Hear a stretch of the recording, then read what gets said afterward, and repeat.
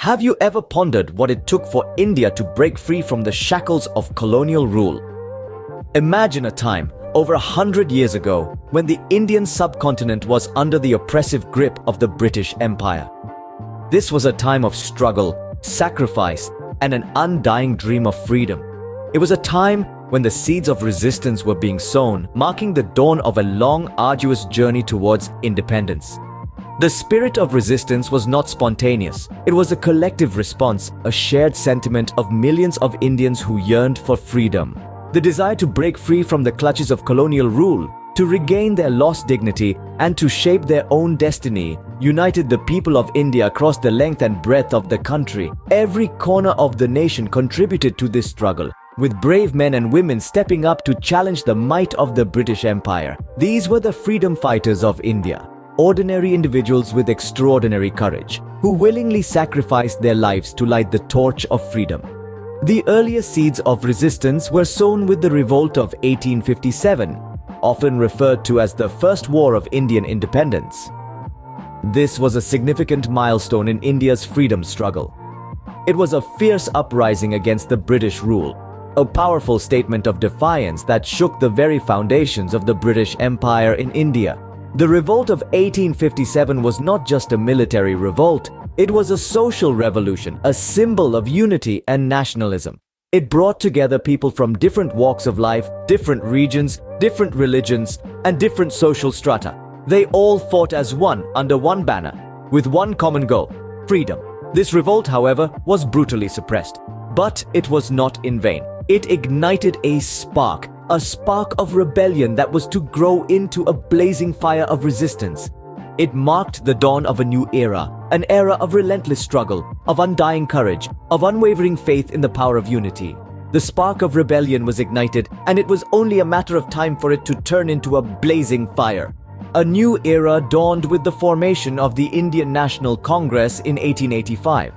This was a pivotal moment in India's struggle for freedom, marking the shift from isolated rebellions to a more organized and unified resistance against colonial rule. The early leaders of the Congress, such as Dadabhai Naoroji and Gopal Krishna Gokhale, played instrumental roles in shaping this shift. Dadabhai Naoroji, often referred to as the Grand Old Man of India, was a pioneer in his own right. He astutely used his position in the British Parliament to raise the issue of India's economic exploitation by the British. His drain theory, which highlighted the economic drain of India by Britain, was a significant revelation that stirred nationalist sentiments among Indians. On the other hand, Gopal Krishna Gokhale, with his moderate views, sought to reform the British administration rather than overthrow it. He believed in constitutional agitations and used his persuasive oratory to secure political rights and freedom for Indians. His influence was far-reaching, shaping the ideologies of future leaders, most notably Mahatma Gandhi. The entry of Mahatma Gandhi signaled a new phase in the struggle for freedom. Gandhi's unique approach of satyagraha, or non-violent resistance, and his emphasis on Swaraj, or self-rule, resonated with the masses. He believed in the inherent strength of unity, and his call for mass participation in the freedom struggle appealed to millions across the nation. Gandhi's charisma and leadership transformed the Indian National Congress from an elite organization into a mass movement.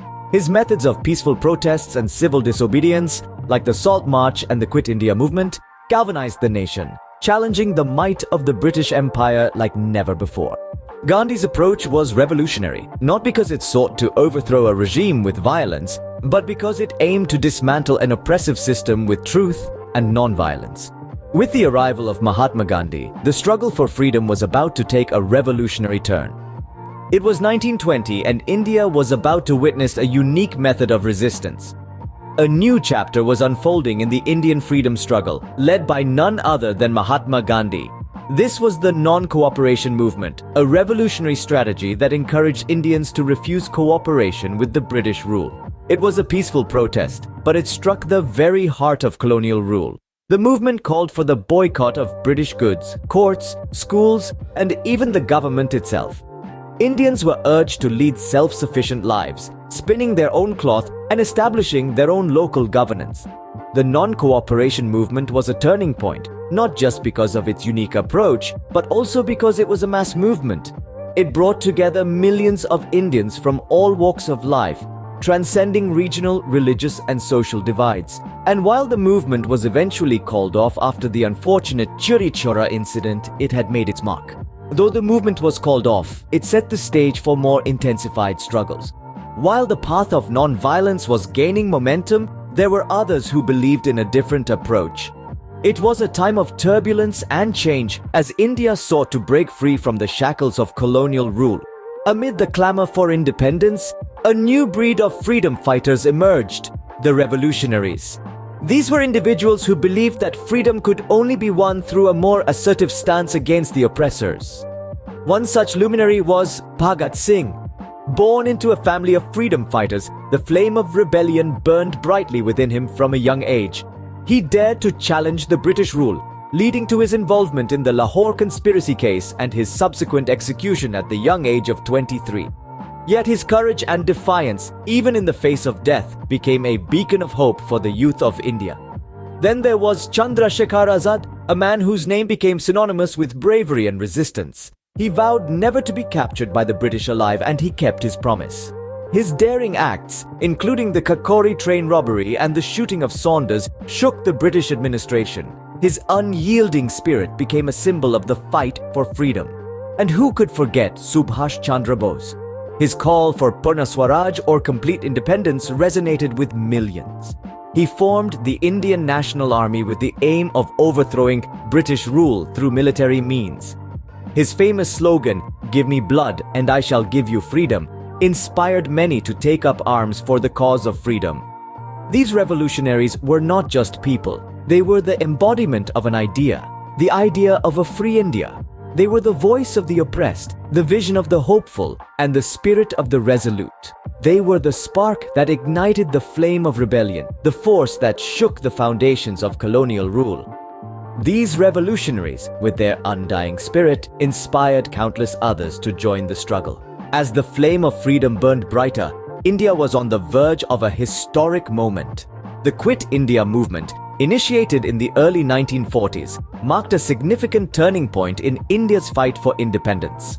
The movement, led by the indomitable Mahatma Gandhi, was a clarion call to the British to quit India, and it ignited a fire in the hearts of millions. This was a time when leaders like Jawaharlal Nehru and Sardar Vallabhbhai Patel took center stage. Nehru, with his charismatic personality and inspiring speeches, rallied the people, instilling in them a belief in their collective strength. His vision of a free, progressive India was a beacon of hope during these tumultuous times. Sardar Patel, often referred to as the Iron Man of India, was a stalwart who worked tirelessly behind the scenes.